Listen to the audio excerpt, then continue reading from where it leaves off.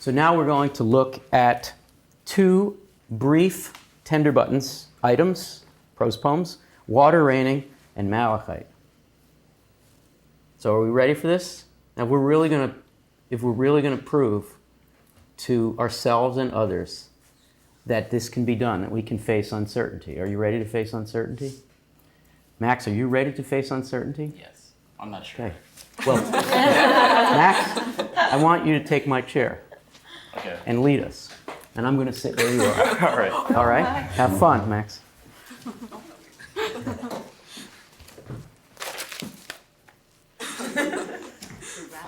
That's a real handshake this time. Go. So, Have fun. Give me my water.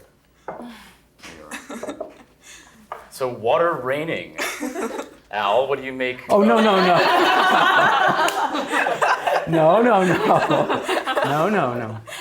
Come on, do the revolution. You don't just... I guess the ultimate revolution would be making me the student, but go ahead, Max. Go ahead. Molly, what do you make of that title? That See, it's easy to be in his redundant position. title? Well, the water's doing something specific. There's movement involved. I feel like there could be a comma in there. Water raining. It's weird but there that 'cause isn't. It's weird because it's like rain is raining. So like water raining is actually kind of redundant. Unless Sure. somebody else is pouring the water somehow, and the then water that is makes not it- raining on its own. Do other things rain? Kings do. Well, that's different spelling. Emotions rain, Okay. you know, think certain things. But water does other things than rain, though. Right. It flows, Flows. it trickles, And apparently it astonishes as well. Amaris. What do you make of I'm of water astonished by astonishing? science use of water astonishing. I mean, it's certainly strange to see a gerund attached to a noun in this way. In the same way that the title is, it seems to be a sort of repetition with an alteration. Emily, what do you think? Passing on the reins. I'm trying to have thoughts, but it's not really happening. Hey, Allie. Hey, what's going on over there? I don't know. I wonder if it's, for some reason I just keep coming back to this image of like water always like rising to its level, just kind of what we talked about in terms of the brain within its groove a couple weeks ago. And I don't know, so water astonishing and difficult altogether makes a meadow. I mean, you could kind of see how that would work just because like water raining like does kind of provide the nutrients, I guess, or like what a meadow needs to flourish. But then like what is the stroke? And I guess stroke, you know, one of the, that kind of brings to mind swimming or the stroke of a pen. Brush. Brush, Or stroke yeah. is like a person having a stroke. There's a couple of ways a person Wow. could have a stroke. A person could have a stroke of good luck. A person could have a stroke when they brain yeah. stroke. Well- So that's, I guess it's positive and negative there.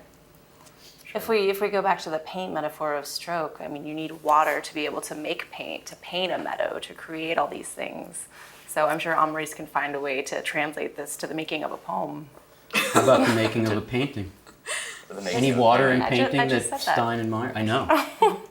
Any water in a painting that Stein would have admired that might have a meadow in it? That's at the Barnes Foundation? Well, if you think of impressionist paintings, those are all made with strokes, quick strokes. And, you know, Monet, for example, painted water all the time. So maybe we can think about this poem, if we look at the whole sentence of the poem, we can think about how water, astonishing and difficult. Normally you think astonishing as a positive thing, you know, I'm astonished by this, I'm in awe. And difficult, you know, that's not always a good thing, I guess. But it makes both a meadow and a stroke, which again, positive and negative. So it's kind of, to me, this is kind of about like the dual properties of water and how water is traditionally and realistically both such a good and a bad thing. Water is life-giving, but it's also, Hurricane Katrina. Could be all of these things and everything in between. If we take it back to the Impressionist painting analogy for a second, what do we think is astonishing and difficult about Impressionism, or in what way is Stein sort of aligning herself or her method to the Impressionist method, Dave? I think you can look to the way the words sound for a lot of information about that. For me, astonishing and difficult seems very turbulent. Altogether makes a meadow seems very flowing. It seems as if the language sounds themselves are trying to replicate. It's water raining. I think what Stein does is a lot like what Impressionist painters do. They don't exactly try to depict their subject. They try to give you the feeling of the subject and the mood and sort of the general, the relationships. So I think it's actually the opposite. When you brought up that point, I thought of meadow and a stroke being an opposition of the particular versus the general. So when you step back from the strokes of an impressionistic painting, that's when the image emerges. And here, water seems to perhaps have the effect of blurring all those strokes together. In a negative sense, as Anna was talking, I wasn't going to initially attach value judgments to any of the words, but perhaps in the negative sense of then just washing out the particularity and the difference that Stein values so much. And so by bringing it from water, raining, and astonishing with that general image back to the particular at the end, that might be her project in a sense. What if we think about the meadow and the stroke are equated through the conjunction and? What does it make? It makes both. Right? What does the attempt to depict something so fluid as water create? Something so ill-defined? Something that sort of takes whatever space it wants to? Something that's hard to imagine as a form? What does it make? It makes two things. It makes the content of a post-impressionist painting, but it also makes the act of doing it, the stroking, the brushstroke. And this is classic Stein, thinking about what she loves about art, which is the content, of course, a meadow, but really how it gets made. She's always thinking about words as brushstrokes. And Impressionist painters were the first school of painters who left their process on the canvas. They didn't sketch things out and then give it this like perfect veneer. That's great. They left the process there for us to see. It's really what Tender Buttons is all about. Max, you want to take us through Malachite? On to Malachite? Good luck. Okay, This is harder, I think. This one is much harder. The sudden spoon is the same in no size. The sudden spoon is the wound in the decision. A sudden spoon. Emily, do you have any thoughts on sudden spoon, or on this alliterative line to begin with? Well, all I can really see is the difference between them, that you don't really, a spoon is such a sort of static, prosaic object, and sudden imputes this kind of motion and dynamism to it, which it doesn't really have. Or does it? I don't know. That's as far as I can get. The words seem kind of similar. They conjure up an image to me of stacking spoons. And I don't know if the word sudden has anything to do with that, with the two D's next to each other. They look like stacking spoons. But knowing what malachite looks like, when you pick a spot and slice it open, it's got concentric circles. So that's also what I think mirrors the stacking spoons and the similarity of the words. The similarity is interesting too, because if we think about what malachite is, it's a mineral that got its name because it resembles the leaves of the mallow plant. So that kind of resemblance, referentiality, I think you're right on, Dave. I think about a wound. The sudden spoon is the wound, as when you dip into ice cream or peanut butter for the first time and you kind of leave a hole. But I feel like decision has to refer to her process somehow. Perhaps it refers to word choice or word placement, because a spoon is such an everyday, mundane object, and it only gains its distinction here with movement through the suddenness, which we already said is such a strange word to attach to it. So there in itself, she's enacted what she's saying is that the spoon became unique and particular with its placement right next to sudden. And also going back to what you were saying, Molly, something about the decision being the wound. I don't know, kind of says to me that the process of whenever you make a decision about language and you put it down on paper, somehow like, you know, the process of concretely, anytime you take kind of the abstraction of just words and their possibilities and lay them down in a concrete way, that is a type of wound maybe, because they're no longer free because they're in relation to each other. Yeah. Well, any poet or writer would, of course, or any artist, of course, makes choices and decisions. So I think, Amaris, if you want to speak to since you're our expert on metapoiesis. I'm not an expert, but is she saying something about her process here, or I think with the idea wounding of that process? the idea of sameness is interesting here because she's saying a sentence when is same and no size, and if we think about that as words, usually poets try to find the right word, or they feel that words are synonymous, and we know that no word actually is the same because of all the connotations and historical references, cultural references attached to it. And so the spoon seems to be a wound in the sense of alluding to the sort of fragment or lack or inadequacy on the part of language to fully encapsulate any meaning that we're trying to capture. But maybe that wound isn't necessarily a bad thing, and it can be alluded to or through repetition that she's trying to do. It seems that the spoon of the first part of the poem is not the same as When the I've read this second. poem in the past, when I see the word decision, I think about the odd title. It's somewhat odd, even in a series of odd titles, Malachite.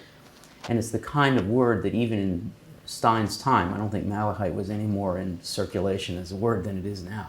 It's the kind of thing you need to think about or maybe look up.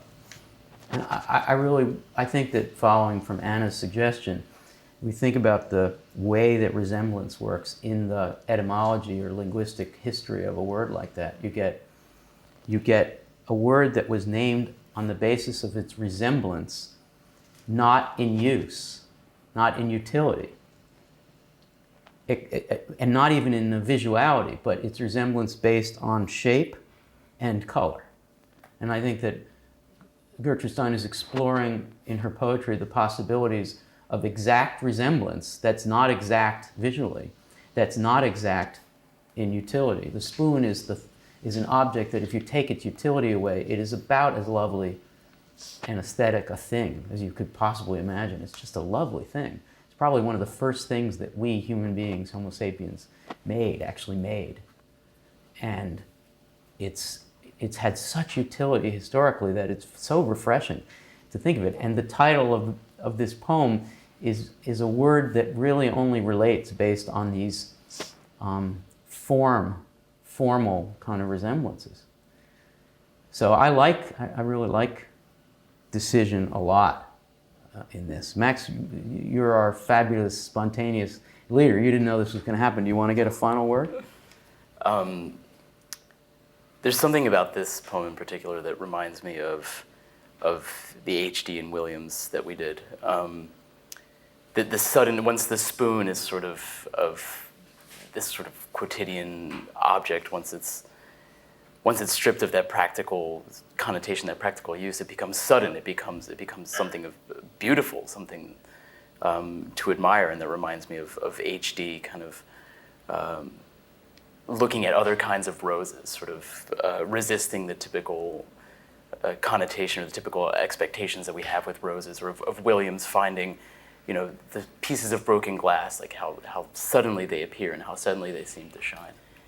So let me just ask any of you to say generally what we've just done, and implicitly a response to the understandable concerns of Ali and so many others, that this is a contradictory and maybe not helpful activity. But now you've somewhat unguided faced, hadn't really prepared for it, faced close reading of two difficult pieces. What is to be gained from what you've just done as distinct from facing this by yourself? Well, ask Dickinson, success in circuit lies. You know, I think that's what this is all about, is about coming at something in a new way. And you did it attentively, but you also did it collectively and collaboratively and spontaneously. Is there something to be gained from that in particular? What did you just do? As opposed to reading it by yourself. Allie speaks. Well, I mean, we engaged in writing this. There's the process of making, the process of maybe making meaning, and in reading it as a group, there's more of, a collaborative effort to piece together meaning from the other side.